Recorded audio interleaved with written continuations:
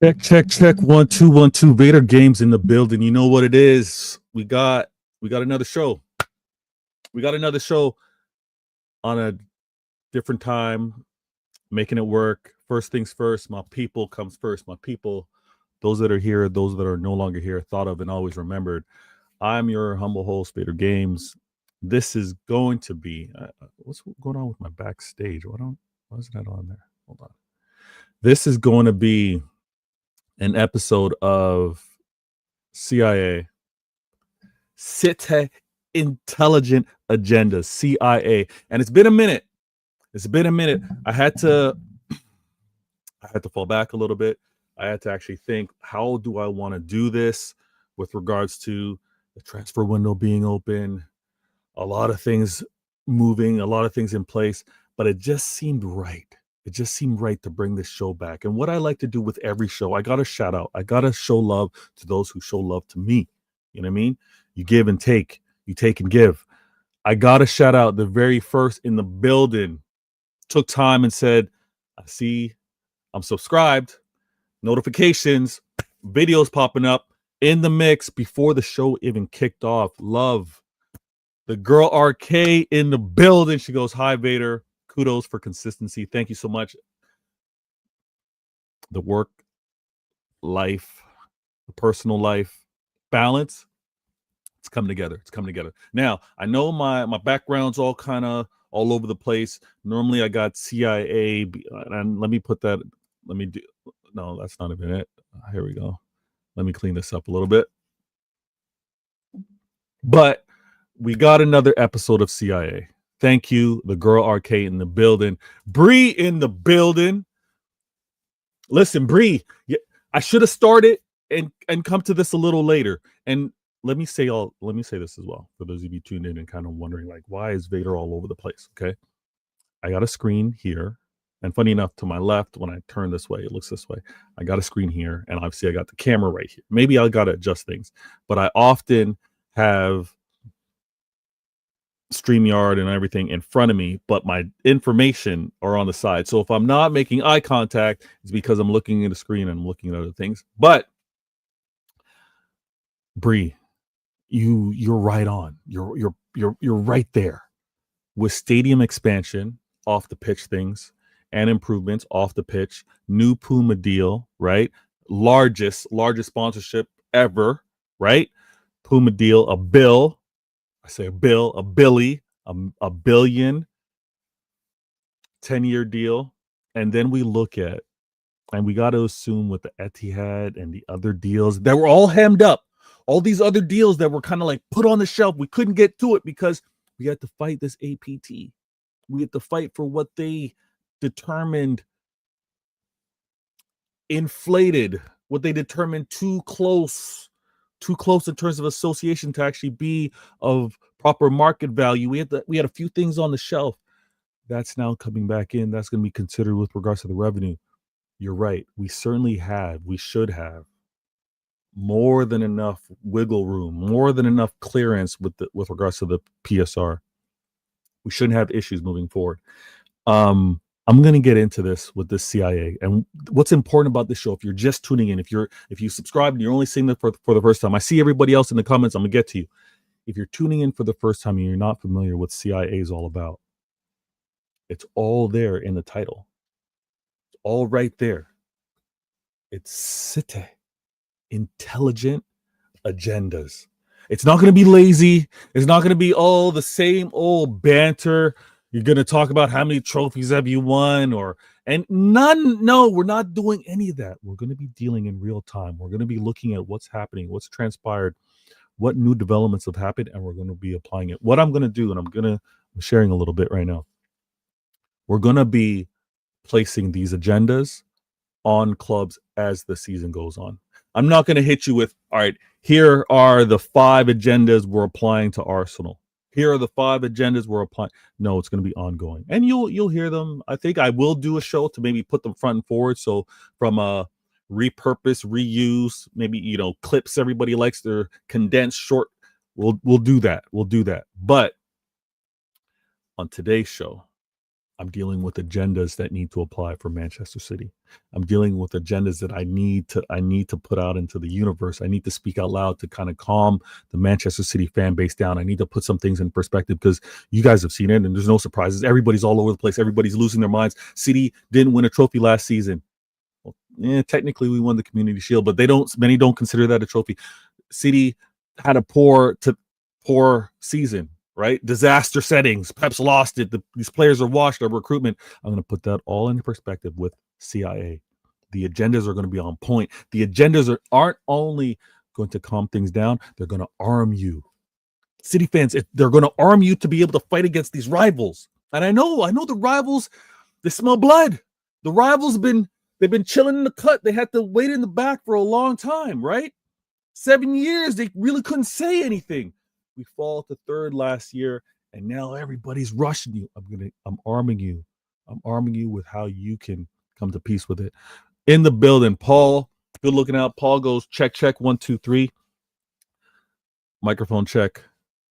1, 2, 1, 2. We're clean. Let me know if any levels need to be increased, if I'm too loud in the microphone, if I need to move things away, let me know. Let me also do this. Shout out to those, and you know who you are. If you wanted to be known, you would have done it publicly. But thank you so much with regards to the support of this channel. Some of the things that I don't take them for granted, but some of the things that I'm able to use, my StreamYard, my Stream Deck, this microphone, were from a lot of people that showed generosity, and I allowed it to accumulate and allow me to get some things. So we're back. We're going to be as consistent as I can, like the girl RK said. Now, NS Sports TV, what it do? Thank you. Hi, you know what it is. Big up, all of that. I hear you. Did I go off the grid? I was still on the grid because I was doing my features, but I wasn't doing enough on my channel. But I'm back. Liddy in the building. Hi, everyone. That is to everybody as well. Now, NS wants to ask, do you think City will win the Prem this season? Listen, I did a prediction show. Was it last week? On Why Always Me? If you didn't catch it, go tune in. What I do with regards to how I title my shows is I go newest, Why Always Me, or newest 115. So that's how you know, if you happen to be scrolling through, you know which one the newest episode is. But I did give my prediction. Listen, if you were to cut me right now, I bleed blue. I can't. 3 games into the season, I can't give up. On Manchester City. It's too early. I'm not like that. And if you missed my last show, there's a clear divide. Let me explain this to you. NS. And this happens in all fan bases. And no disrespect, if you happen or you know someone who happens to be like this, I know many that are like this in my own fan base, Manchester City fan base. There are fans that walk out the stadium. There are fans that missed the 93-20. There are fans that miss Paul Dickoff's goal. There are fans that quit early. I'm going to leave it at that. I'm not one of those fans. I'm not a fan. If we were to say, are you a 93-20 or not? I'm a 93-20. Had I been blessed enough to be over in England, or to be able to be there in Manchester, if I was able to watch the Aguero moment, I'm not missing that moment. But I already know there's a large portion of my fan base that would have missed it. I'm a 93-20. So I'm not giving up on this season. I can't do it. I still got us winning it. A lot can happen. 3 games in, I gotta wait. A lot can happen. I see my man in the building. And thank you, Letty. Everything sounds good. Appreciate it. I see my man Mankinue in the building. He goes, I've heard you have a guest in. It's a panel show. CIA, of all shows, I definitely want CIA to consistently be my panel show. Get my fellow Blues together, agree or disagree on points. It's all calm. We're going to discuss it. But more importantly, I want us to address, obviously, what's happening in Manchester City. And let's leave the show with a few workable agendas. workable agendas for city as well as rivals. Paul also goes on to, and thank you, Martin. I see you. Congratulations on me hitting that 1K. It's with the support of you and everybody in this chat. Thank you so very much. Hit that like button as well. That helps others find this channel. So please do that. Paul goes, City's recruitment team have dropped the ball over the last 2 years. Some of the players coming in below standard. Now, Paul, this is where we get into it. I know I got guests, I got panel members coming through, but this is where we get into it. The recruitment, the last 2 years is something very important. Can't ignore it.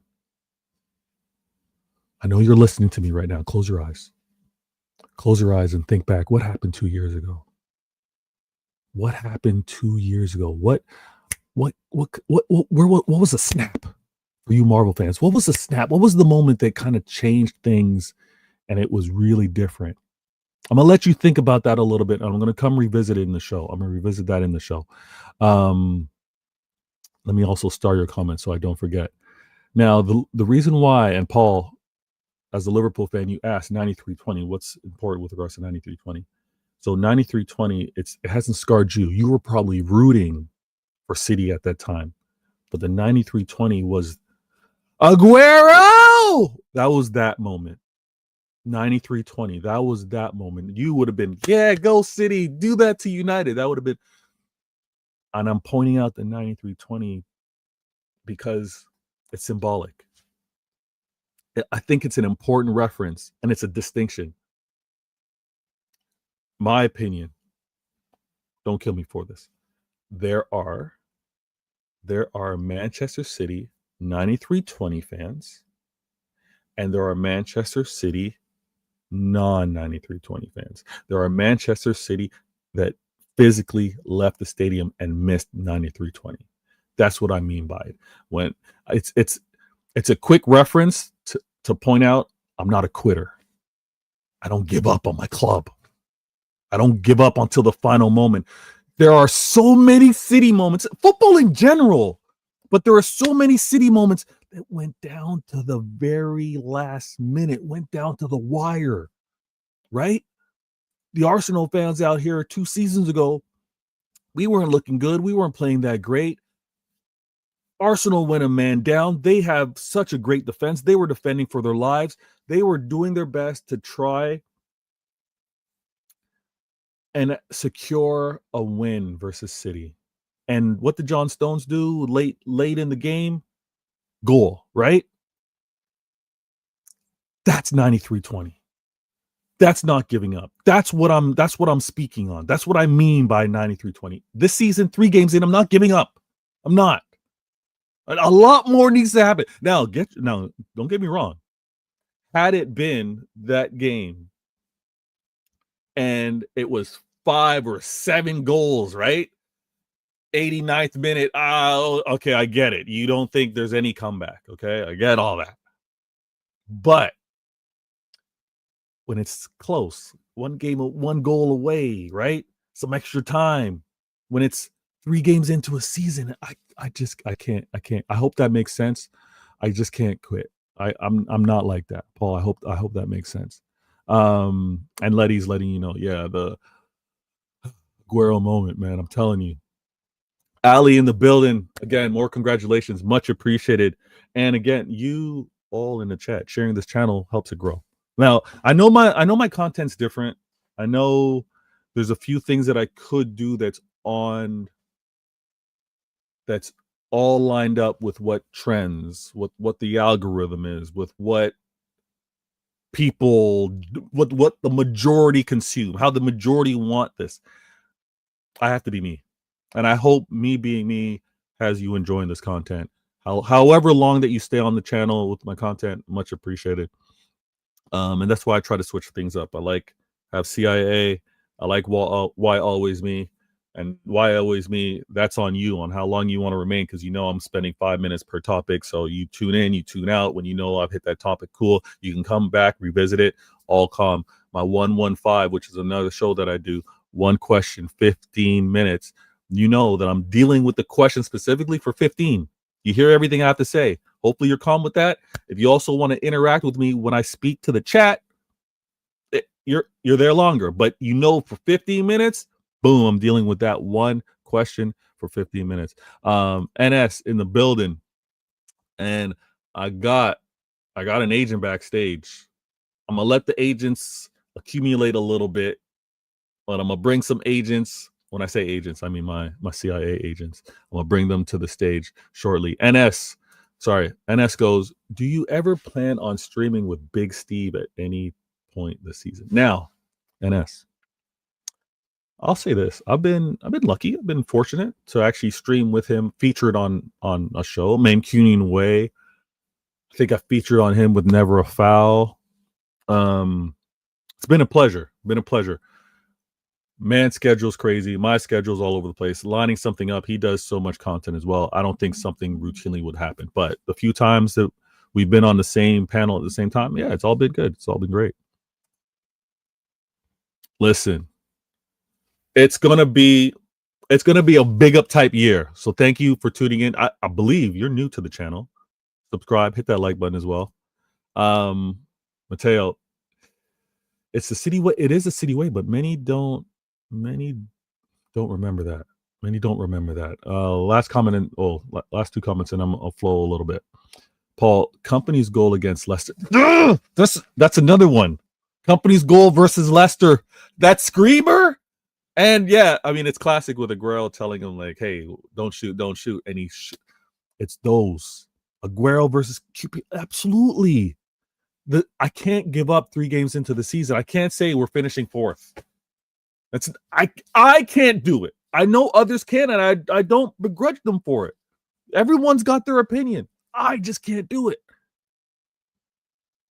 Okay, I like that. Okay is in the building. City versus Southampton 2027. Listen, no one expected Sterling to kind of have a game like that or a moment like that. And that curler, right? That R1 shot. If you know that R1 little finesse. Yeah, listen, I can't be a quitter. I can't do it. If City don't win, which Big 6 teams would you want to win? I can't make it Liverpool. Paul, I'm sorry. So there are a few agendas, which we'll get into with CIA. Selfishly, I don't want the back-to-back Prem wins for Liverpool. I really don't. Can I tolerate Arsenal winning the league over City and Liverpool? Oh,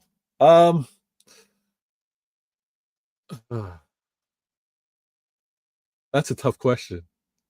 That's a tough question. Let me think about that, Paul. Let me think about that. NS goes, do you ever plan on doing call-in? Yes, I do plan on doing call-in show. I've got a few ideas. I got to figure out the best time to do it, which is probably in the middle of the week. Yeah, call-in shows will happen. Absolutely. Top corner, absolutely. Paul? No, man, Arsenal fans, they are unbearable, but I'm trying to think of, is a few winning one better than one winning a few? Right? You know what I mean? Like, are more clubs winning one versus a club winning a couple, a few? We'll have to talk about that on CIA. Who would they prefer to win the Prem if it's not City? You know what I mean? Now, it was brought up about our recruitment, and I'm going to bring this agent to the stage. This agent has a proper intro, no longer on probation. I see how they've been representing, featured on a few channels, a regular over at True City Fan. Great shows are being put together. But this agent wasn't on probation very long. Was impressed with how they handled the heat, how they handled the fire, especially last season. Last season wasn't great for many of us. So I was really impressed. I'm going to bring them to the stage. Let me find their intro because I want to keep it nice and clean. And when they're brought to the stage, we're going to have the conversation. We're going to have the conversation about recruitment. And like I said earlier in the show, there was a snap. There was a moment where what was like nice, smooth sailing, everything was tracking, everything was good, to where it got bumpy, to where it was more of an uphill. I want to discuss that. I wonder if this agent sees the same thing. If not, we're going to have the conversation. But bringing to the stage, if you're listening and not watching, that's a problem. All right. So go back, start watching this.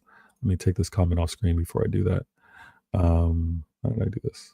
Oh, yeah, there we go. Now, did y'all miss that? Did y'all miss that? Actually, I'm going to need my headphones because I'm going to have the conversation here. I'm going to bring this agent to the stage. Let me do the intro one more time. And without any further ado, welcome to the show. Cal's in the building. How are you? Well, I woke up an hour ago. Total carnage on the phone. I saw the Omar Marmouche news, so naturally everyone's reacting normally to that. It is true. It is true. Did the phone wake you up with notifications, or you had it on like you just woke up and saw your notifications? I woke up and saw it. I turned it off. I always turn the sound off because you're in some of those group chats. They're messaging at UK time. Yeah. I go to bed at like 6 a.m. UK, or no, about 7 a.m. UK time. So I need all those notifications off, or I don't sleep. So true. Or I need the sound off. I just wake up I woke up. I have 450 notifications from one group. Yikes! I'm just like, okay.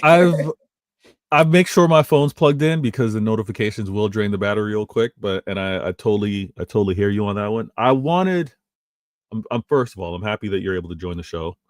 There's been a lot going on as the show progresses, and I want to keep the show pretty concise to about an hour. We'll see how it spills over, but we have APT and the ruling that just went down. Before we deal with all of that, I want to ask you, because the question was posed about our last 2 years and its recruitment. And I'm hinting at something, but there was a moment where things kind of changed for me. I don't know if it happened for you, but do you think that there's is there any factors, any correlation to why our recruitment maybe fell off the last 2 years? Well, I mean, I think everybody just got caught up in the success. Like after the treble, realistically, we should have let more of that team go. But at the same time, you're like, everyone's on this big emotional high. We just won the treble. Everyone was at their peak. You're thinking, there's no way this is not going to continue. I get caught up in that all the time. Like John Stones was so great. Like he was so amazing. Everyone's like, give him a new contract. Bernardo, he was great in that treble run. Give him a new contract. You just want the party to keep going and going and going. And you just don't realize that till after the fact that, that was a special time. It happened once. The chances of that carrying on were unlikely. And the age of the squad was getting up there. And I do realize we lost a lot of players after the treble, but the recruitment afterwards, that window we had afterwards was, in hindsight, pretty mediocre. We only signed one full-time starter, I would say, and Joško Vardial. I think the jury's still out on Jeremy Doku after a couple of seasons. I get he's a young player, but he hasn't really progressed very much. Mateus Nunes, that looks like a really, really terrible deal in hindsight, because what was it, 50-60 million? Pep says he's not clever enough to play in the midfield, which is his position. He's kind of masquerading as a right back, and we're seeing the struggles of that. I mean, he's had some highs, but he's had some pretty low lows. And Kovacic, I think, was intended to be a squad player and unfortunately had to start a lot of games. I wouldn't call that a disaster signing, but that one's just fine for me. But then the window after was just really bad. All we brought in was Savinho, when we'd seen cracks in the 4-peat season. I know we won the title, but we just look back on that and it's there were issues with the shape. We were still having the same problems getting run through in transition.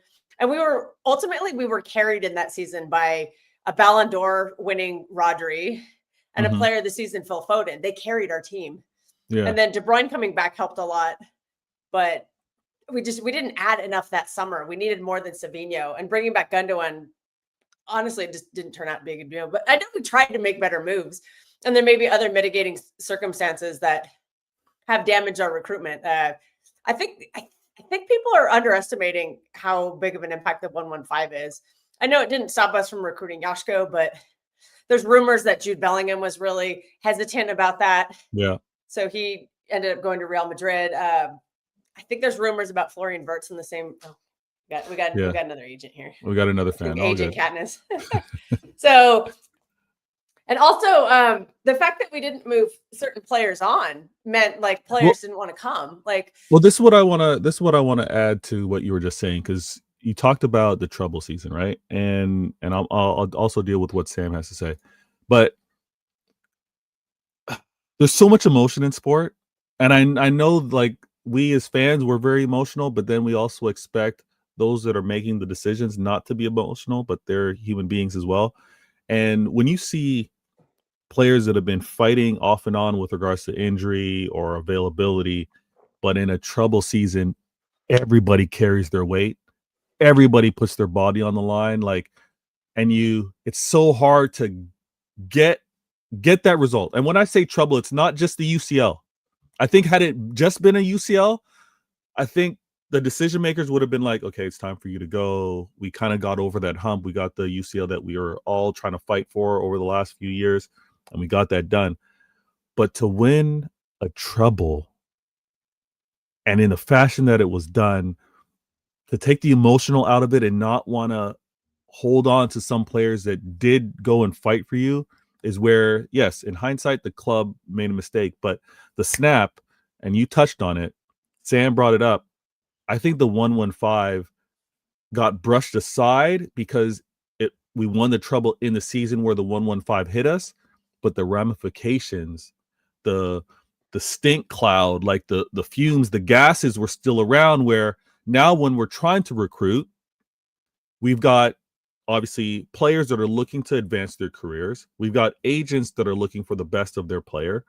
And obviously we're going to have other clubs that are trying to get these talent, reminding these players, are you sure you want to go to City? They've got the 115. According to me, it looks like they're guilty. Like, you know what I mean? There's all those little whispers, and I think we were fighting that uphill battle to try and get recruitment for players that want to come to a trouble-winning team and the 115, because so many things go into the mix. There's also the conversation on, well, do you want to go follow a trouble-winning team? Like, what do you think the expectations are of you after they've just won a trouble? Like, anything less than winning the Prem and the UCL again would be considered a downgrade. You weren't important enough. You weren't impactful. So there's so much, but I think that 115, once we get that removed, once we get that dealt with, and not to say that we're going to be in this status, this hiatus for a while, but I think once we clear the 115, that consistent recruitment that we've seen over the years, players being like, the best place to be and to play is Manchester City, I think we get back to it. We've just had such a tough go. Now, let me also go to the comments, because I want to bring up what Sam said. It has been a wonder at the time, but it's clear now because of how much I hear pundits, how I hear even rivals speak about it.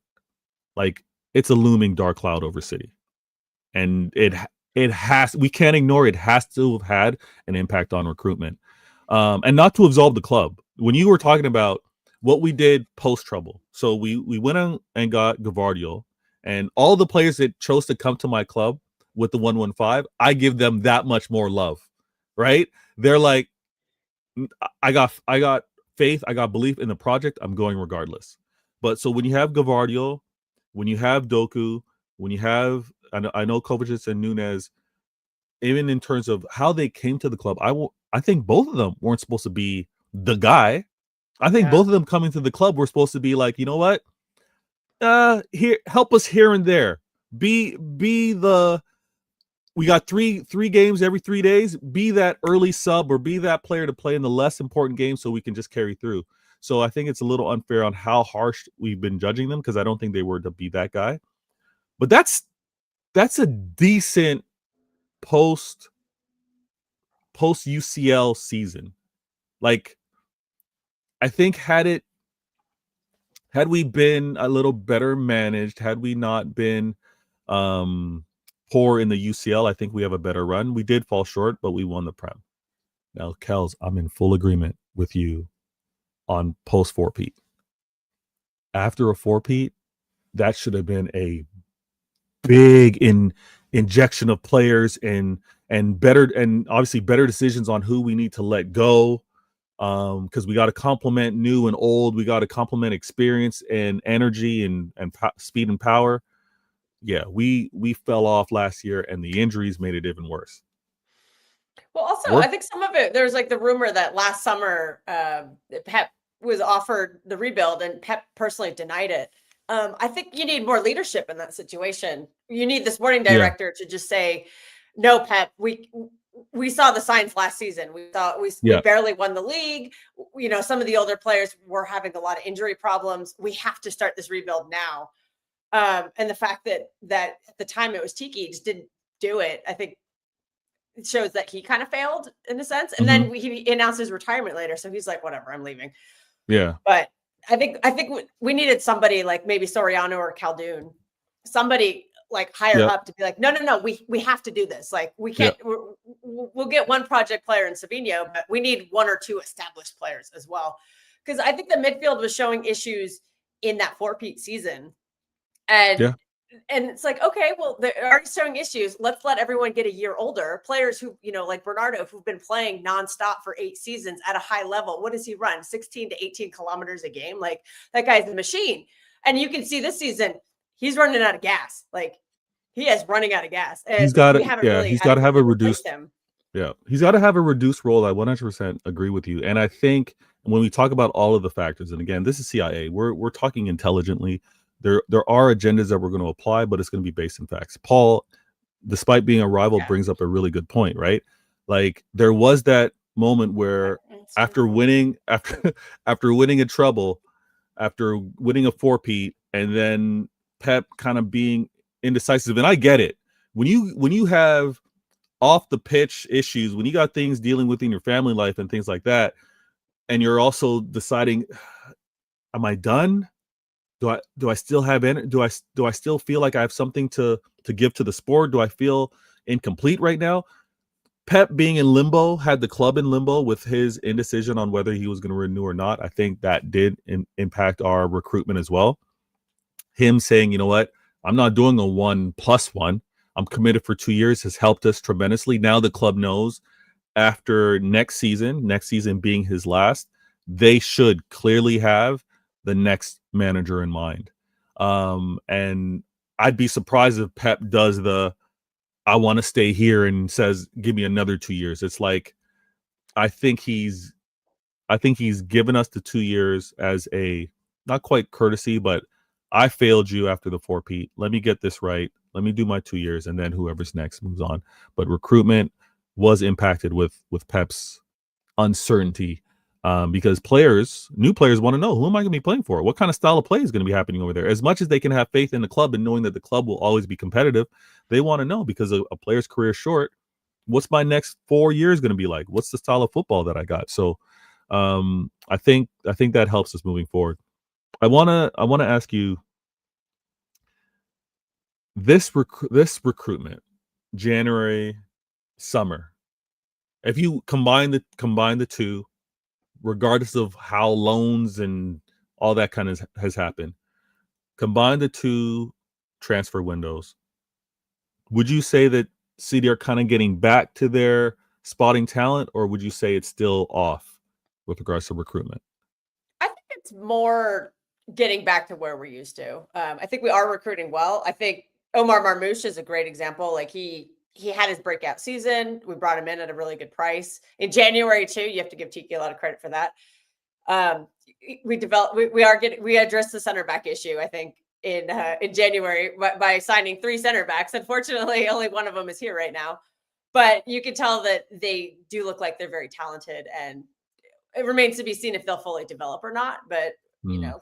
at least they addressed that situation in a sense. And then this summer, I think we did have a very good summer. Tijani Reinders is like that's like the signing we needed post treble. Like that's a guy who he is now in his prime. He's ready to go. I mean, yeah, he's taken a few games to settle in. That's understandable, but like that's the kind of signing you need, like Serie A midfielder of the season, like on a really good trajectory. And I think he's the kind of player that Pep can turn into a world-class player. So I think that's a great one. I think Ait Nori, he's been in the Prem for several seasons. I've seen him linked to clubs like Liverpool in the past. And he looks like the kind of player who's on the cusp of becoming like a really, really good player. Yeah. So there's a little development there, but not a lot. And then you also got the blend of, James Trafford. He's kind of like the project keeper.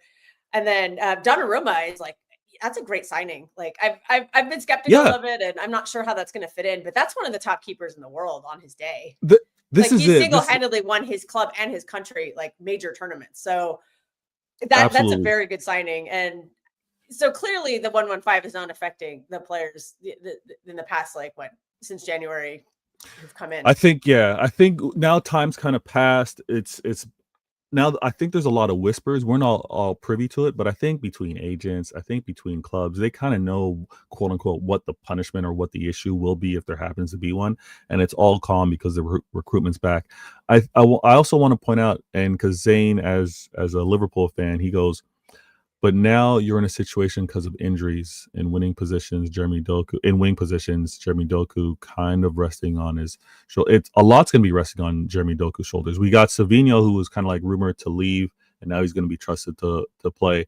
I think injuries are going to be huge, but here's where, and you brought this up a little earlier with regards to where the board needs to take more of the leadership with regards to maybe what Pep has asked and said. Now, Pep saying he prefers a smaller squad, I didn't have too much of a disagreement with it, but a few things need to be in place. If you're going to have a smaller squad, that smaller squad needs to be quality from top to bottom. Yeah. If you're going to have a smaller squad, that squad needs to be trusted with their availability from a fitness standpoint. If you got questions with any of those two, you need a larger squad. And I think when some rivals want to talk about has the game passed the managers, the manager lost, or is the manager not up to times? I think tactically, I think game plan, I think man management, Pep is all there. I think where he might be missing out, and maybe he's holding on a little bit to how things used to be, the number of games and the number of games that players have to endure now. Look at where we just had one international break. There's going to be another one upcoming shortly as well. There's so many games that need to be played. The mileage that's being put on these players, I don't think he's taken into account. And it's like, Pep, don't think about the perfect world. Don't think about my players are going to be healthy. Think about worst case scenario. You're not going to have Foden. You're not going to have your signing in Shirky. You're not going to have your signing in Marmoush. Like, think about things like that. How would you manage it? Your defensive line, you're not going to have, right? Gavardio, like players that were invested for the future but not available. How do you... That's where the board are like, Pep, I hear you. You prefer a small squad, but we need quality and we need a lot of it. So moving forward, I think Vienna is going to be the new voice, the one that can get away with being like, Pep, I know what you like. I know what you've been doing, but no, definitely with the new manager coming in, I think obviously they're going to hire a manager and be on the same page with regards to that. But Pep, I'm telling you, these bodies that are dropping we're going into the derby, and I don't want to do a derby preview on a Wednesday. I'd rather do that Thursday or Friday. But we're going into a derby right now, and the laundry list of injuries, Kels. Also, these are big players missing. Like, our best defender hasn't played a minute this season. We have no idea what's going on with Joshua Vardiol. There's been no news at all from the club. They have told us nothing. We don't know if he's out for the season. We don't know if he's out for 2 weeks. He's our best defender, and we're already having injury problems in the back line because John Stone's pulled out of international duty. Like, that's a big, big impact. Omar Marmoush, he's going to be our second best scorer this season. Like, he's the one who takes pressure off of Holland. He's out. Who knows for how long? At least we got a tiny statement there. But also the biggest one is our best creator now, and Ryan Shirky is out for 2 months. Who's going to get the ball to Erling Haaland? Like, these are major, major injuries for our squad. And it's really frustrating because now we have to rely on the squad players who we are trying to develop slowly. They're being thrown into the fire and they're not necessarily performing. And it's not their fault that they have to play this many minutes this fast, but it is a concern that our big players are getting injured. It's an issue. And listen, I got another agent backstage. I've been patiently waiting. Hopefully audio wise, everything's nice and clean. If you don't need to be on camera, it's no problem. But this agent, enjoy his perspective. Let me find the intro. We haven't talked in a while. I mean, we've DM'd, but we haven't talked in a while. I'm curious to what his take is on this APT that I do want to get into with you guys. Oh, yeah, I got some stuff to say about that too. So let me bring this agent to the stage. Now, you may have missed it. Agent has been on a mission. He's collecting information. He's been working on some things. He's ready to talk about this APT. I know he's gassed. I know he's got chest for it. Let me remind you guys and bring him to the stage. Kim in the building. How you doing? I'm doing good. I'm doing good. Happy win, even though it was with APT ruling there, as you were mentioning. APT. You know what? See, go ahead. Yeah, no, I see this APT. It's a good thing, both in regards to the 115 and all around. I mean, it's just. I think that if we didn't have or didn't come to an agreement on this one, then I believe that it would have been a much bigger chance that we would have lose on the 115 too. Ooh, we will most likely win on the 115. You know, I'm feeling a lot confident. I'm feeling very confident with the 115. As you say that with the APT, I'm gonna ask you, Kels. Obviously, you're on the West Coast. When you start your day, the rest of the world has kind of already started their day. What was your reaction? What do you have to say about the APT? I think it's great. I kind of figured something like this was going to happen. So that ruling almost didn't fully surprise me. It's good though. Like I mean, it shows there's some bias going on. Like they tried to deny us money that we're legally entitled to receive from our sponsors. And we're going to get that money. Somebody's going to pay us that money because we were supposed to have it, like 2 years ago? Yeah. So that's 2 years of revenue that has been denied to us. And we're going to, I think the Premier League's probably going to have to pay us for it because they denied it to us erroneously. Yeah. So they're just taking L after L after L after L. Like it shows that they are run by complete clowns. There's no competence in there whatsoever. They messed with the wrong club, basically. And I love how City are just fighting back. Yeah. Go ahead. I think the Premier League. Money. Sorry. Yeah. No. I agree with Kelster completely, but I think that the Premier League were pressured by the Red Cartel. As long as the Red Cartel keeps calling us cheats, I'm going to keep calling them the Red Cartel. Mm-hmm. And I believe that they pressured Premier League to put things on us after we won the first case against them back in 2018 and 2019. They wanted this and was hoping. So they went ahead with it, hoping that it would stick. But they are the one who ends up looking like the clowns, the Premier League themselves. Well, in all fairness, it's costing them a lot of money too, because they're going to have to pay us this money they denied us. That's money that could be going to develop the game and help clubs lower down the table, but they have to pay it to us because of their own incompetence. And we're hearing reports that they're complaining about legal fees.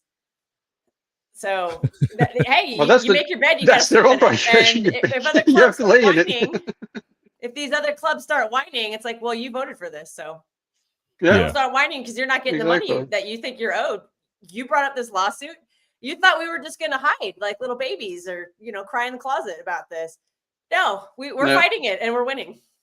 This is it. Like the rule had to be fought because you're affecting my money. Like it's a funny thing. It's kind of cliche when we deal with some things in movies or whatever, or in life. Everything's nice and calm until you deal with my family or you deal with my money, right? So when the club were like, we've done everything that you've asked, we put we fill out all of these forms to show you and establish where this money's coming from, why the support, why the value's there, and now you're still withholding it. So it was going to be fought regardless. I think what's been a huge win, and hopefully you guys would agree, but when you hear the Prem talk about legal fees, I'm also happy that we don't have to spend money on these legal fees as well, because we've been fighting everywhere. We've been fighting on the pitch and we've been fighting off the pitch. And now APT, we kind of put that aside. We still have the 115, although it looks like the fighting's done, the decision's made. They're just waiting on the right time to reveal it. And now the same way Kels and Kim are confident with the 115 is, I happen to believe if it was bad news, if it was like really killer with regards to City, after the media darlings won their Prem, shortly after, the news would have dropped. Like, this is something I think the league would not have held on to and not have like slow played. They would have wanted to put this out there and kill us with it early, especially after we've got quote unquote Liverpool doing it the right way, winning the Prem, right? I think had they had something, they would have done it already. The settlement is huge, guys. Huge. I'm not going to go into details on this show with regards to where all of the future money is coming from or the value. I'm going to keep it really bullet point, really top level. So we heard early in the season of the Puma deal. So you got Puma, established company, well respected. The 115 was pending back then. You got this club that said, and this is another thing, like I'm trying to read between the lines. I'm sure all the CIA agents do it as well. Like, you got to follow the breadcrumbs. Puma are willing to extend and increase a sponsorship deal with Manchester City for 10 years. You don't do that. You don't go through your checks and balances. You don't do all of your forensic your forensic accounting. You don't do all of that and say, you know what, it's risky, I'm going to invest anyways. No, Puma investing like is a really good telling sign that the 115 is going to be calm. That's calm. That investment's huge. 10 years, another 10 years with them, and they are spending 100 mil a year. Well, according to make it rain. Well, also, but the thing is, go ahead. Sorry. No, I was just going to say really quick.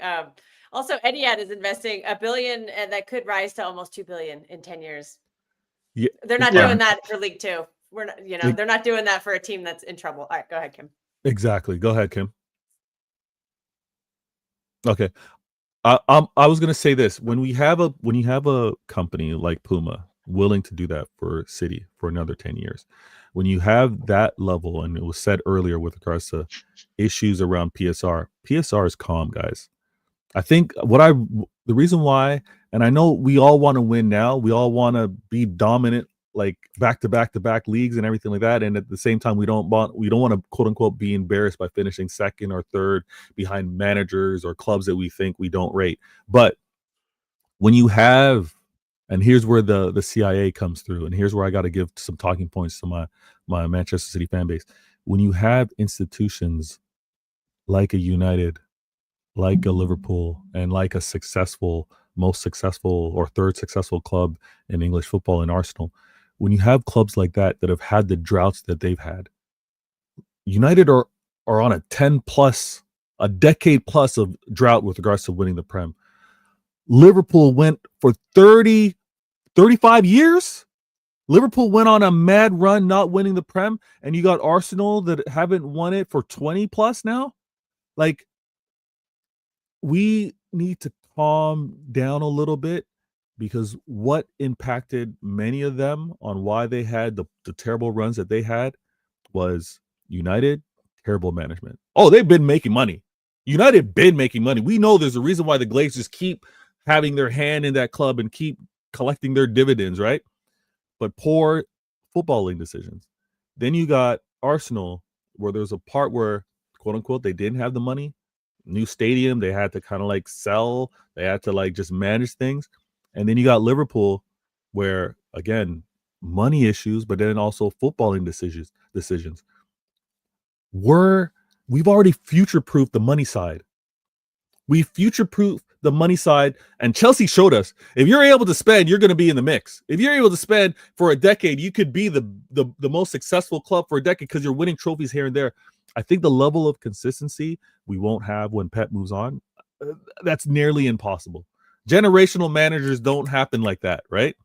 I don't think the level of consistency we keep, but I think us being able to say as City fans, I got us in the top 3 chances to win this Prem. I think we're going to be consistently like that because financially we future-proofed.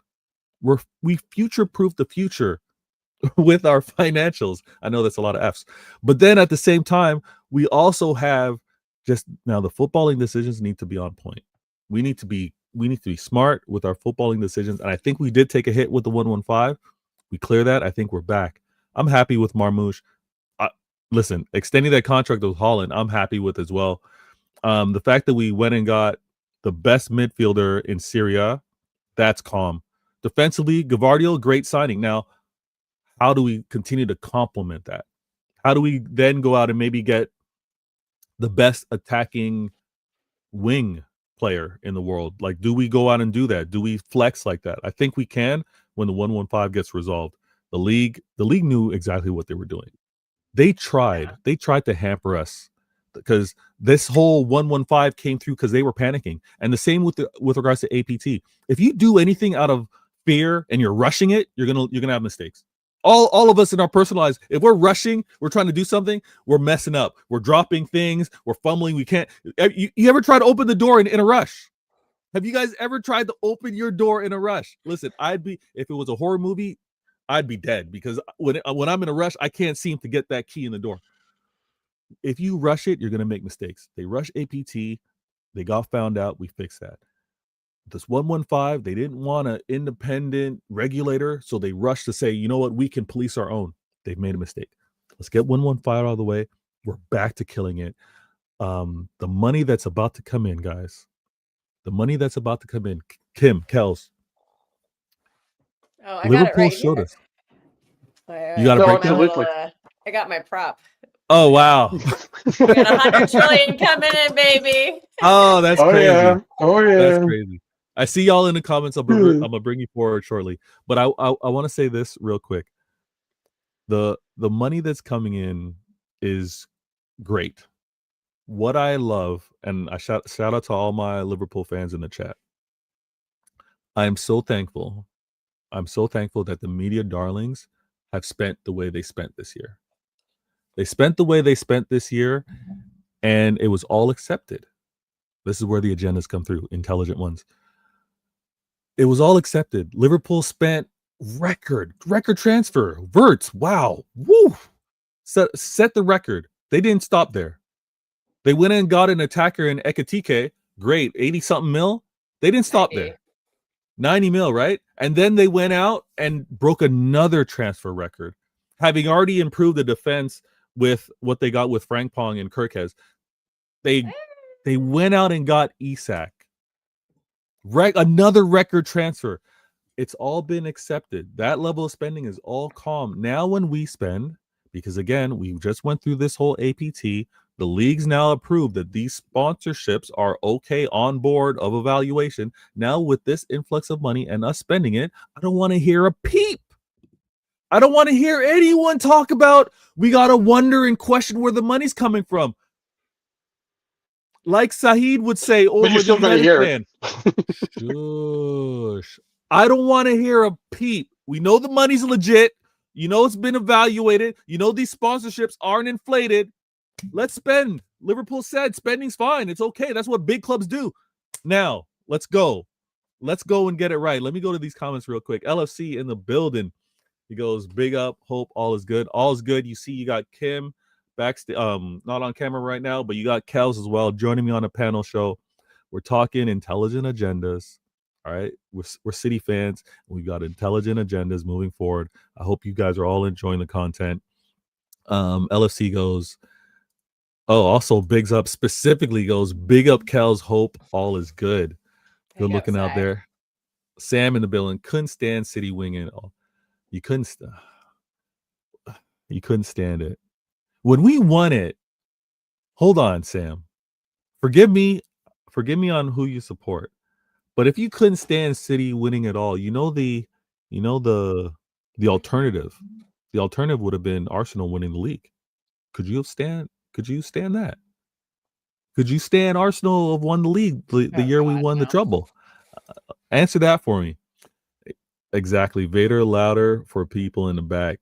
Broke the record twice. Hey, I'm not mad at you breaking the record twice. I'm just mad at how it's being covered. I'm just mad at how it's being discussed. Did you see the Amazon Prime tweet that has been deleted? Amazon Prime Video.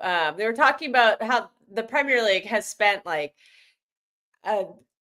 more than all the other leagues combined. They were like, yeah, I think we spent like 2.3 billion, and then La Liga was like 400 million or whatever. And then the picture was of Tijani Reinders, who wasn't even in the top 20 most expensive players of the summer.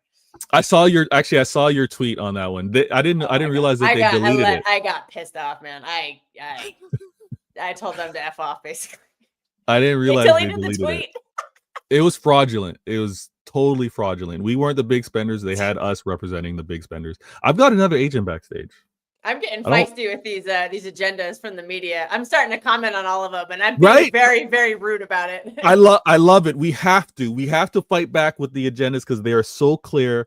We're never liked. We were never wanted at the table. The next agent that I'm going to bring to the stage, he knows exactly how they try to keep us out, right?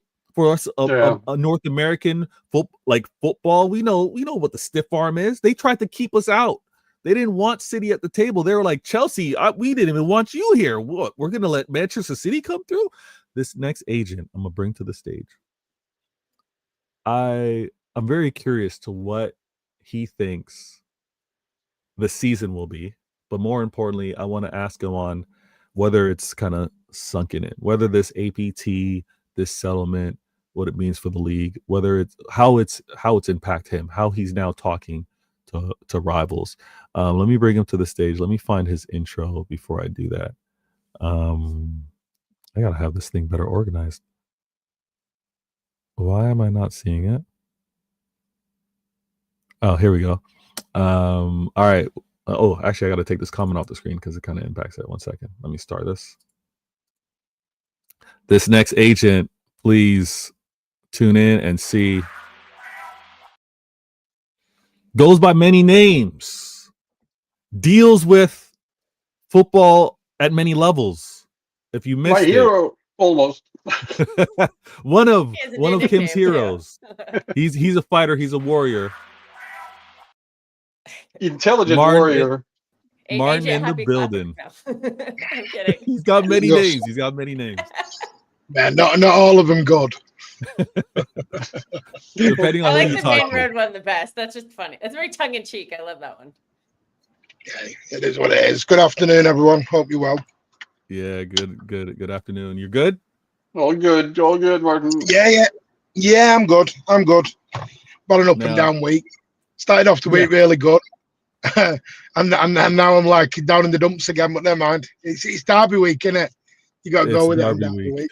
It's Derby week. Well, first things I want to say, obviously we all love and enjoy talking about football. I also want to say hope everything is good within your personal lives as well. And thanks for being on the show today, Martin. Now, APT, I'm not letting this story die. You know how many of us treat news like, oh, you're only supposed to talk about news for 24 hours or 48 hours. No, I'm not going to let this isn't going away. This APT is absolutely huge. There's a reason why it took months to fight over.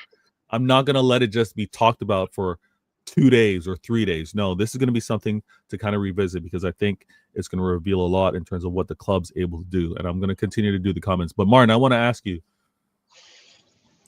did you feel a sense of ease and renewed trust in the club's future success because of what the settlement was? No. You know me. My trust in the club has never waned from day one. Okay. You know that about me. I've said we have the best owners, the best chairman in the whole of football, not just England, the whole of football. When our chairman speaks, I listen.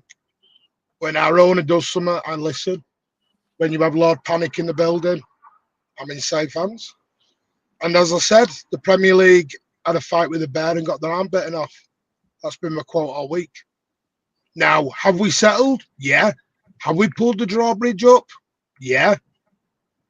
But in a way, hold on. Did we didn't pull the drawbridge up? we kind of have. We kind of have. Martin, no, hold on. This is what we did. Bear with me, okay? For all you moviegoers or TV watching, picture the classic scene where you got a group, right? You got a team, right? Let's say we're a team of soldiers, right? And you gotta escape out of the building, but the doors are sealing on you. We saw the door close, and we put our arms out to hold it, right? We put our arms out to hold the door. We're holding it, but we can only hold it for so long, right? We said, guys, hold the door with me, fight with me. It was just us. And at a certain point, we're like, we either get crushed by the door or we gotta slip through it. We were holding the door open. No, I've got no problem with that. I don't have any. I'm sick of doing this moral high ground on other clubs.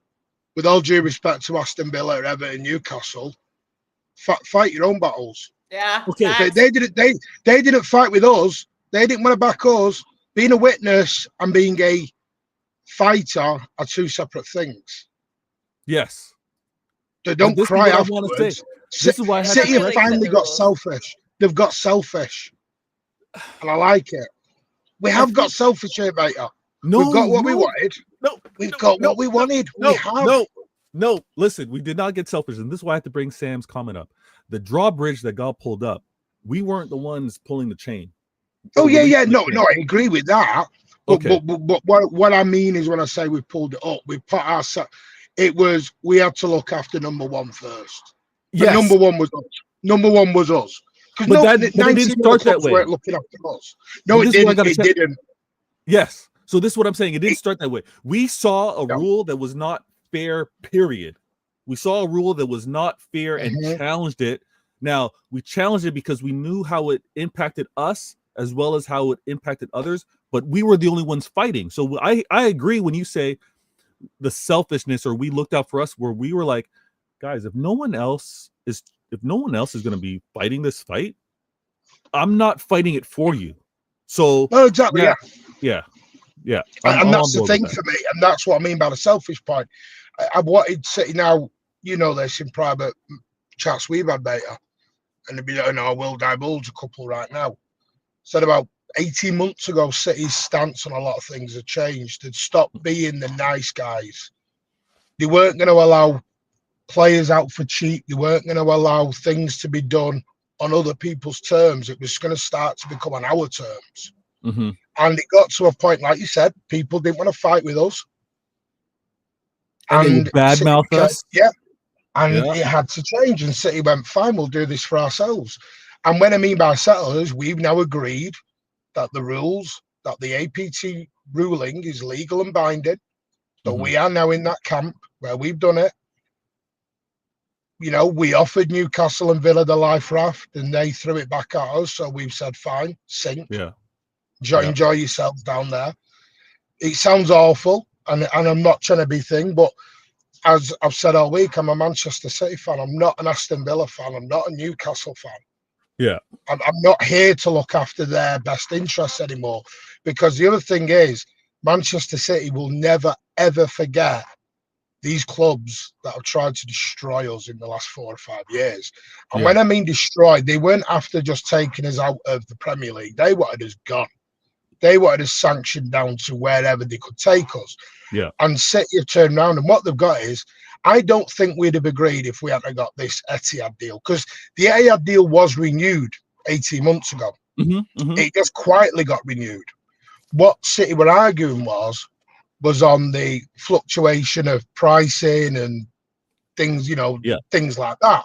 Yeah. Because it had been renewed, because we've had Etihad on the shirt for 18 months and Etihad Stadium, and we've all sat in it. So, of course, Etihad was renewed. Yeah. At some point. We just didn't know the price. Yeah, exactly. So the thing is, they most likely said it can renew at either the same evaluation it was prior or slightly to what they believe is a good enough increase, but it wasn't to what obviously the sponsor wanted to provide us. So I'm glad we fought that, and I'm fully on board with that. And now we're going to get a British. And by the way, this is not just football. This is going to be a British sports record that we are going to pull in through the doors. In the region of 1.5, 1.75 billion over 10 years, whatever it is. We'll call it two. Well, we'll call it 200 mil for change, because that's what it could end up going into. So 200 million just for your naming rights, just for your shirt sponsors. That's without your Puma deal. That's without everything. Now it's great. It's wonderful. I think it's great. It has, to me, does it have a bearing on 115? No, not really. I think that's already going to get sorted out anyway. Yeah. Well, you know what? Delaying that because it keeps us in the mud. It's preventing recruitment, I think. I don't know if you heard this earlier, but I think it's hurting our recruitment in a sense.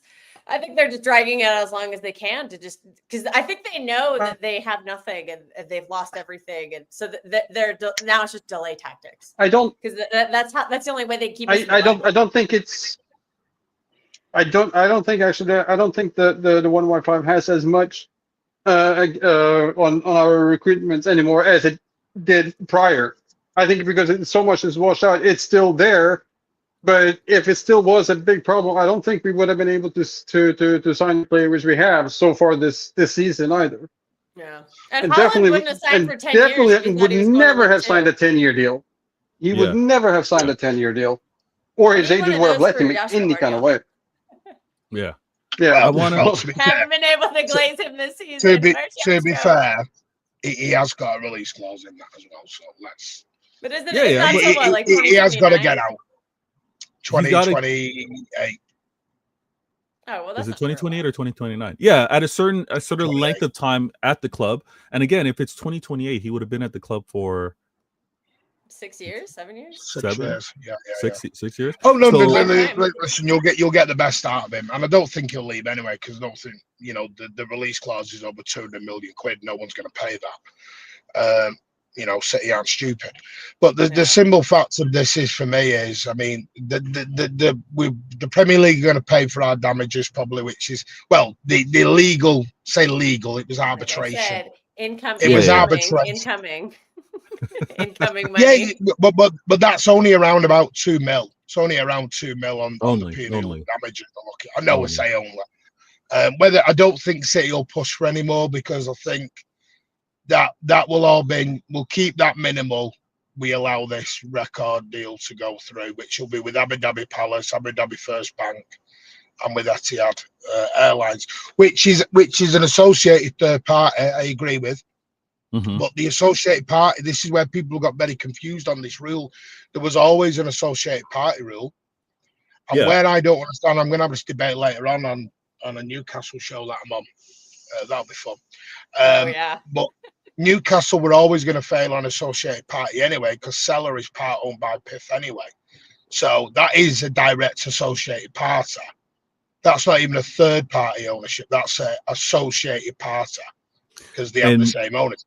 Sheikh Mansour does not own Etihad. Right. He has an affiliation. That's where the associated third party come in. Yeah. Not associated party. Also, I think people have got very confused. There's some rumors that Etihad might be going public soon. Yes. Yes. And that's a big deal because United has their own, they literally have their own stock listing. So they're a public company. People they get money from the stock market. So if Etihad goes public, then you could firmly say that it's not associated with Sheikh Mansour because anybody can buy into it if it's on the public. I could buy into it if I wanted to. Yeah, exactly. I've got another agent backstage. Now, I'm going to bring him. I spoiled it. I said him. I'm going to bring him to the stage. I love his information because not only does he give me Manchester City ins and outs, some things that you might not be privy to, but then if I need anything that's like on location, right? If I need anything on location, I can get it from him as well. And on location, let's say if I needed something from like Crystal Palace, I can get some information from him. Let me bring to the stage my guy, Mad Love. It's been a minute. Conway in the building. What it do, Conway? What's going on, Vita, man? I'm good. I just left the office, man. I'm chilling though. Nice. I'm glad I can catch you, even if it's for 10, 50 minutes. Much appreciated. We haven't talked, although we've all been on the timelines. We've all seen what's going down. Martin was just breaking down. I'm not sure if you heard, but he's breaking down how some of the deals that are coming through. He's also breaking down on like the rivals, like the Newcastles. They're too closely tied to really take advantage or have the advantages, quote unquote, that City have from a sponsorship standpoint. I'm gonna ask you flat out: do you feel any ways, any hard feelings, like any soft spots that you have for like a Newcastle or Aston Villa? No, I don't have any soft spots for them. I think Newcastle, Villa, whatever situation that they got going on right now with their beef for the Premier League, that's on them. They have to figure out how they can get extra sponsorship to their clubs like how we did. So if they want to go on their own dispute of a legal battle with the Premier League, they can do that. They are going to have to cough up some money in terms of legal fees, but obviously Newcastle aren't worried about that. I'm sure they figure out how they're going to pay for that. They're rich. Aston Villa, on the other hand, they do have oil money as well in some regards. But I think with their situation, I said this previously, when it comes to Newcastle, now that we've settled with the Premier League, and obviously we got what we wanted and the Premier League got what they wanted, I think Newcastle will now have to be in a situation where they now need to consistently make Champions League football to bring the revenue of the football club up, be in a position where, like they were last season, where they won a trophy, go into the latter stages of the competition, because that gives you more revenue as well. If you're winning trophies, that's a bonus. So I think for the next 2-3 years, at the bare minimum, that's what Newcastle are going to have to do in terms of if they want to get to a position where they can go to the Premier League and be like, look what we've done over the past 4 or 5 years. Yeah. There's no reason as to why you should be blocking this deal, even if it's could be argued that it's an associated party. There's no reason that they should be blocking that deal, because I feel like at that point Newcastle would be in a deserved spot to say that we should be allowed to get this sponsorship, whatever sponsorship that they're trying to pull through their doors. So I think they need to figure out their own issues, man. And I think over 2 to 3 years, if they follow that plan, and they'll be all right. Newcastle. I don't know about Villa though, but Newcastle, yeah. Yeah, I'm not sure how they go about. I don't know how they go about securing what they want, but they can't expect another club to be doing it for them. Now, there are, quote unquote, like, I'm not going to say a class action, but there are joint ventures where two parties can combine forces to want to fight a legal issue. But like I was not quite challenging Martin, but I just clarification, we did not bring this drawbridge up. We were fighting, we were holding, even if you want to refer to one of those secret trap doors that fall and we were holding it up above our heads. We held it as long as we could. We had to fight back, and we had to say, you know what, you guys got to do it on your own. We've done enough here. The thing that I also find interesting is that if we hadn't had this money put on hold, if we hadn't had to fight APT, what can we even envision what the what ifs are? Like, can we talk about, because again, everything's done in the media. Can we talk about what the news splash would be, what the reaction would be when we talk about recruitment, what maybe potential players and agents might think, like, damn, because this deal was held up for 2 years. If we heard that City just did a record sponsorship extension with Etihad and this is what's happening, this was coming down the pipes, does that affect recruitment? Does that then have the quote unquote players that are looking to go elsewhere and have chosen not to go to City? Do they is that reconsidered? Is that it? Is that the City become that destination? Now, all things happen for a reason, but the what ifs, guys. Do you think our recruitment changes if these deals weren't held up? I'm gonna throw that to you, Kels. I don't know if it has anything to do with the money. I think the 115 is a big deal why certain players didn't come. And also I just think it's because we didn't move certain players on. Like we're keeping some of our aging superstars instead of moving some of them on maybe when we should have. Because a lot of players now, the younger players, they don't want to fight for their spot. They want to just come in and have it like given to them. So the fact that they have to put up a fight maybe means they'll go to another club where they don't have to do that. Fair. So I don't know. Maybe it'll make them want to come though. Maybe this all the sponsorship money is a sign of confidence, like that. Maybe they'll start turning it around. I guess that kind of happened over the summer because we did have a really good summer incoming wise. True. All right, we've got APT cleared. We've got this incoming money. Martin, you're there on the ground. Conway, he'll do his on location at times. But how much is Manchester City transformed? What's the entertainment center looking like? What's the hotel center looking like over there? Martin, I know you mentioned earlier you've always been calm. You didn't have any issue. You knew that Manchester City were going to be all right. But can you talk about what the environment's looking like? What's the community looking like over there? From a hotel standpoint and all that, it looks good. It's amazing. I think it's going to be outstanding. I don't think that's ever been City's problem from day one. City's always been the best at that. The women's training grounds coming on well. The development of the EDS sections coming on well. The extension should be open January, February this year. The hotel, for the biggest hotel in Manchester. Maybe even I'm not sure how big it's going to be. 5-star. It's gonna look amazing. The KDB statue will go out there, which will be even better. I can't wait for that. See, there is a line. Everyone misses it as you walk up towards the Etihad. There are a couple of lines, and I can't remember what they were, but everyone ignore. I've got them somewhere, but I'd have to leave the stream and come back. No worries. They're basically, it tells you the outline. I don't think Khaldoon out in Sheikh Mansour have ever drifted away from their plan. I think transfers, the thing is, I'm trying to stay away, as you can probably tell, from the on-field issues at the minute. Yeah.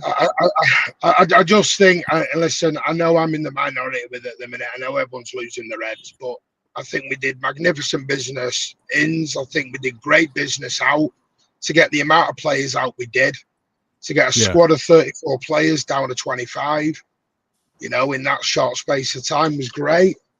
I'm excited. Do I think we missed out on some players due to 115? Yes. I don't think APT has any effect on players. I think the 115 is the key factor. Yeah, I don't mean that like players or agents were hesitant because no, I don't even think money. I don't think we've always been rich. We've had headroom for PSR loads. Okay. The factor it was just we made a bit of a pig's ear of it over the last 2 or 3 years, in and out wise, and 2 years. Yeah, we ended up stockpiling and we ended up having to pay the price. But I think from January onwards we'll be fine again. The thing is, people think, because you got money, you're going to go and sign superstars or players. That's not City's model. That's from the chairman and the owner. This is where fans think it's a Viana and Cheeky model. It's not. This comes from Khaldoon and Mansour. They don't just want to cherry pick the best off the top. They're not interested in trying to build a Galazzo team. That's never what they've done. Now, whether that changes under Viana, I don't know. It may do. We'll have to see. I think it is. Yeah. In a good way. Yeah. I love Viana. I think he's the man to lead us forward. I'm excited. But that will only change, Kelsey, if Khaldoon and Sheikh Mansour agree to it. If they say no, Viana gets no say. Viana's not the boss at the end of the day. That's true. People talk about Viana like he's the boss, and he's not actually the boss. He's not the ultimate boss, but he is trusted to make he's got two people above him. Yeah. He's got an eye for talent, though. I think that's very clear. Some of these younger players he's been signing, which I think are clearly his signings, I think shows that he's got a really good eye for talent. and that, you know, the owners might, you know, I don't think they'll go fully that model, but I think they'll love having that as an option. You've gotta inject the club with new ideas, with a new vision. I mean, obviously we can't just mirror what was done before with Cheeky, but I do like sorry, how. mate, can I just say this? Yeah. I'm sorry to jump in and sound rude. You know Go why ahead. I don't buy into it? Because we've tried to buy these players as well. We have tried to buy Bellingham. We have tried to buy Declan Rice. We have tried to do this model. But it's always been a combination. It's not going to be solely one way. That's right? what I mean. Yeah, that's what I mean. It's a spring. I think people have got this idea the next 5 signings are going to be Galactico world class. No, it will still be on a profile and structure and correct age and correct everything else. Now, where 2 of the 5. 2 of the 5 being Galacticos, and then the other 3 being like an established player and maybe a young player too. So I think it could be a combo approach. This is it, and I want to throw this question over to Conway, because I do, and I trust everyone on the panel, but also Conway's eye for talent. I think we do have to sprinkle in when we go and get the on the cusp of world class by position, and then the close to being great that might be the understudy, right? I think we were right to go out and get Haaland and Julian Alvarez, but like many have said before, holding on to a Julian Alvarez, if in his mind he thinks he's a 9, wasn't going to last forever. One of the two were going to go. Whoever wasn't the best or wanted most or played most by the manager, the other one was going to go. I think we need to have that same level of competition in other positions, and that's where we need to improve. Conway, when you think of where we need to go and get on the cusp of world class, right now, I know the transfer window's closed, but moving forward, January or summer, where are you putting that priority in terms of let's try and get the on the cusp player? What position? I'll be raw. Our label next year is Splash the Cash year, man. You know what I'm saying? Now that we've got this APT thing settled, I'll let Kels do that, not me. I think the floodgates are open. I tell you, this is the transfer budget for next year. Yeah, so I think next year, in terms of that positions that we should be, obviously number 1 is the right back, and I think I've told people that we should be expecting a right back in January. It's the only thing that makes sense in terms of the first position that you should be signing once the January window opens. Obviously, you assess the squad within the window based on what happened since the season started leading up to January. The number of injuries that we got right now, are there certain positions that we need to probably strengthen in January? Possibly. So if you're going to add a right back to another position, let's say center back or midfield or attack, then you can include that. Yeah, attack. Yeah. Then you can include that as an addition to what the right back will be in January. Then next summer, it's like release clauses galore, man. You got Musiala's release clause that you can activate next summer. And I'm eyeing that. Do you know what I'm saying? And while you're over there, Munich, make a tag deal, bring Olise along. Woo! It's no joke thing next summer, man. It's no Conway, slow down. Newcastle some cash for Livermento. Boom. Slow down. I heard what you had to say. Right back. We do need to prioritize. Just see what money does. It's a good thing. No, it's no joke. No, it's not going wild. That's not too crazy. It's not too crazy. We just Bayern Munich are not going to sell their best 2 players out the shop. Well, they both have release clauses. They don't have to say. The release clauses. I've heard differently, by the way. I heard from a Bayern mouthpiece that Olise says earmarked 2 clubs to move on from Bayern. One is City, the other one, you can guess quite clearly who that is. Liverpool. Yeah, but I don't think they'll sell Musiala. They're not going to get Musiala and Elise out at the same time. Yeah, I don't. Also, why would they get Musiala? We already have Foden. They're like the same profile. Oh, Bayern are not that club that we, you know what I'm saying, that used to do brilliant deals over the past years. They've got directors within that club now that generally don't know what they're doing. Look at how they got the Nicholas Jackson deal done. That's a mess in itself. I mean, that's the highest loan fee I've seen paid by a player. I don't think there's been a player in Europe that's had a higher loan fee than what Nicholas Jackson is currently on. 16.5 million euros just for just for you can have him for a single season. I mean, that's crazy in itself. Yeah, I think the way terrible. that they're maneuvering right now, you can definitely get at them next summer. I Obviously, think it's going to be a mad. It's going to be a mad situation if we're going to try and get Olise and Musiala, but we can definitely get one of them. I think we can catch him. Now, I want to say this. I want to say this real quick. Okay, Martin, don't get triggered. But there's the potential of a very good relationship with the current manager there over at Bayern, and some will say has a future of coming to Manchester City. Come on, his relationship with these players. I'm just saying, Martin. Listen, put together like that. Hey, we got a manager with great relationships with two key players that Conway just mentioned. It's not out of the realm of possibilities. It's not. Now, we're over here at CIA, so we're going to keep everything intelligent, but I just want to throw that out there. Inception, let's throw that out there in the universe. Company, future Manchester City manager, Olise, Musiala, possible future players at Manchester City. Am I crazy to say that, Martin? I don't know. Hey, I'll take that. You don't know. That's okay. Martin, is he on a list? Let's just say that. Is he on a list? With company, he scares me. And it's not even company. And I'm not. He's a Bundesliga winner. He's a Bundesliga winner. Martin. No, it's not that. It's the way some of the fans will go with it if it goes wrong.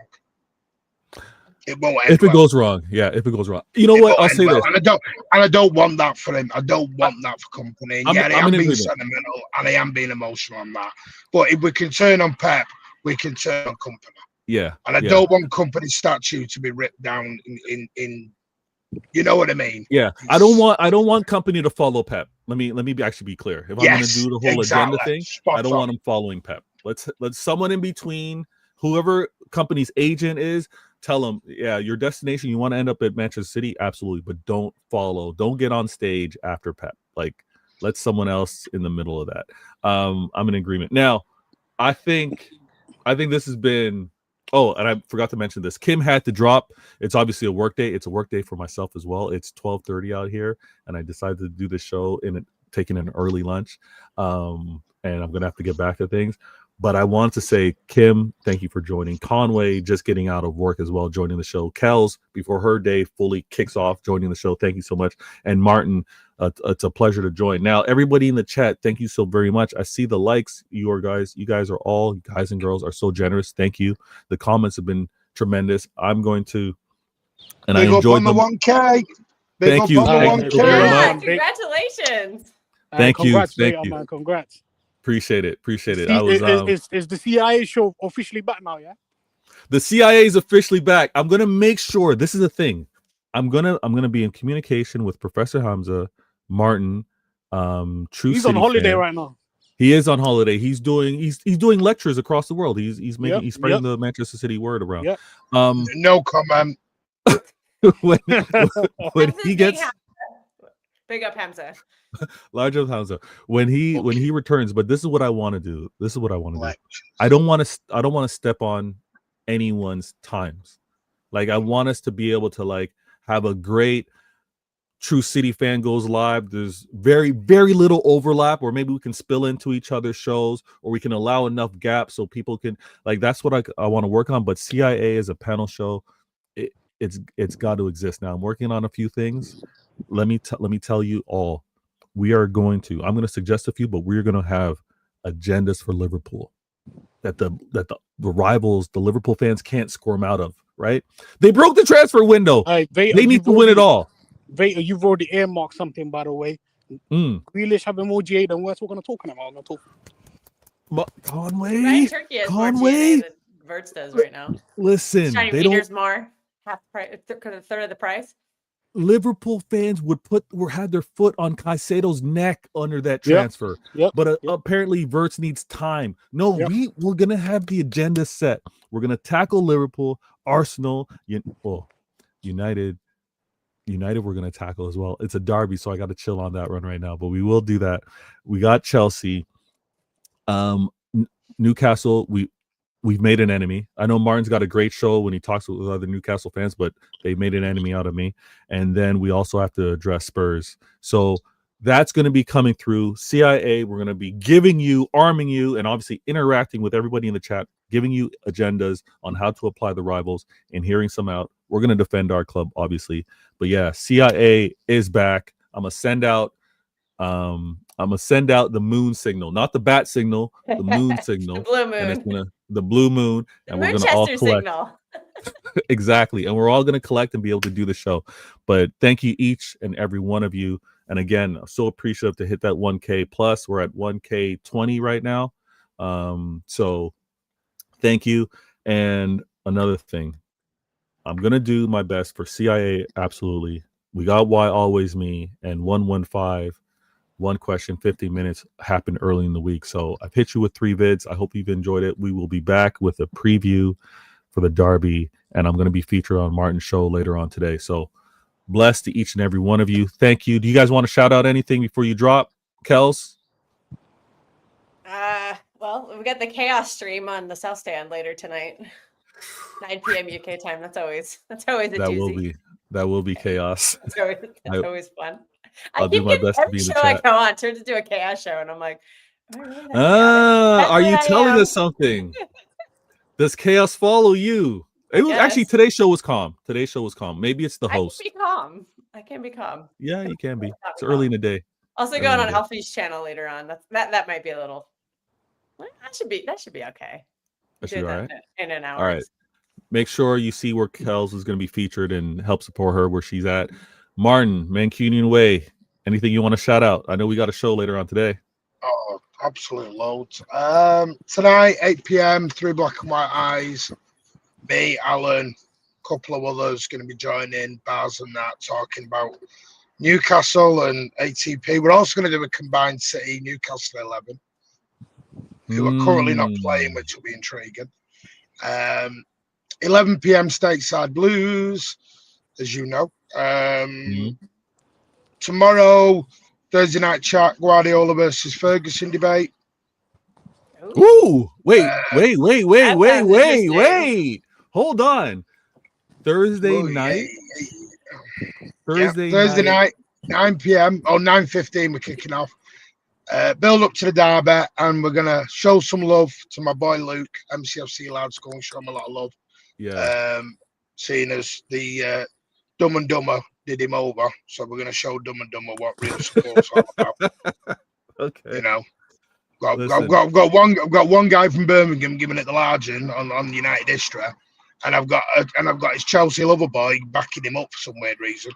You know, against Luke on his own. So yeah, we'll be showing Luke a bit of love. Friday presser for the derby.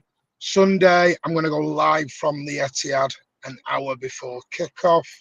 Okay. Just to sample a little, because there is a bus greeting. Nice. So we're going to try and do a live with the bus greeting. All right. And then we're into derby mode, and then Sunday night we post match. If we lose, I'll do it 3 days after. I'll let all the meltdowns go first. Okay. Are you doing a space tonight, Martin? Nope, no spaces. I'm not doing injury crisis meltdown shows at the moment. Giving them a miss. I just meant the late night spaces. Yeah. I'm just You know what I'm talking about. Can I ask you a quick question, Martin? Yes. Just because I just switched screens. Which have you gotten this season's kit? I've got the home black ones on order, and I'm going to buy the 3rd kit on Sunday. You are buying the 3rd kit? Yes. Okay. All right. Mancunian Way Martin is getting all 3 this season. As much as many have been talking about the 3rd kit being a little Martin's getting it. I'm going to expect you to model it on stream, obviously. Oh. You're gonna showcase it on stream, right, Martin? Yeah, I'm showing them all. I've even got a New York City one on the way. Melbourne Blues away kit from last season I've got now. Okay. Yeah, I've become a full kit wanker now. I'm getting kits from everywhere now. Nice. Well, I'm in support. I will be there when you talk Ferguson and Pep. I did a show earlier this week. A little defense of Luke as well, because again, these United fans, they didn't have to. They're not chiming up. They're not doing all these videos. They're not responding like they are if they didn't know that they were threatened by the truth. So I'm glad you're doing the show. I'll be in the comments for sure. And thank each and every one of you. I see the comments. IU, Blue Heart, Belly in the building. Sam, laundry list of people. DC, Girl RK, Lee. There was tons of you in the chat. Spartacus Thank you so very much. Shout out Spartacus. Spartacus was in the mix for a bit, yeah. And if I'm missing you, apologies. Thank you all so very much. CIA Intelligent Agendas will be back. And yeah, enjoy this channel, enjoy Mancunian Way, and definitely support Kells. And listen, Conway's tweets, his Twitter X messages must be followed. Follow him on Twitter X as well. I'm Vader Games. I'm out. Enjoy. Take care, everyone. Enjoy this outro as well. Let me hit you with why always me outro.